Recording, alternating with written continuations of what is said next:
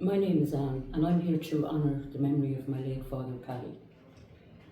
He contracted COVID and was hospitalised, but ultimately died 6 weeks later from his underlying health condition, Parkinson's disease. We had done everything we could at home to keep him safe during the pandemic, following all the protocols in place at that time. We really need a COVID inquiry. It is important that our stories are heard. It is important that the lessons are learned from the mistakes that were made at that time, so that other families do not have to experience similar tragedies as we did. Our elderly loved ones were lost because of government policies and unsafe care in hospitals and care settings at that time. They were denied their most basic human rights. My father was 89 years of age and had Parkinson's disease.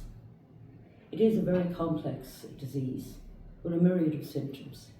It is treated by a strict medication regime which is individualised to each patient. He deteriorated rapidly when he went into hospital with COVID because of the lack of understanding of his condition, and there was a number of medication errors in his care.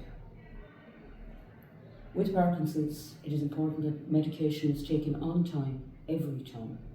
As I said, each person has an individual schedule and they must be followed according to their circumstances, or else they can deteriorate rapidly with very severe outcomes and fatal outcomes in many instances. At home, my father took medication 5 times a day. In hospitals, it's hard for those medication schedules to be followed. My dad was lovingly cared for at home for years. He bore his illness with great dignity and acceptance and valued his independence and mobility and had a very good quality of life. He contracted COVID and was taken to the emergency department. However, due to the restrictions, we were not allowed to go with him on that occasion. He went, of course, with his medications. He was always afraid of going to hospital, but especially this time, as we were not going with him. He was very aware that it was mainly elderly people that had died from COVID.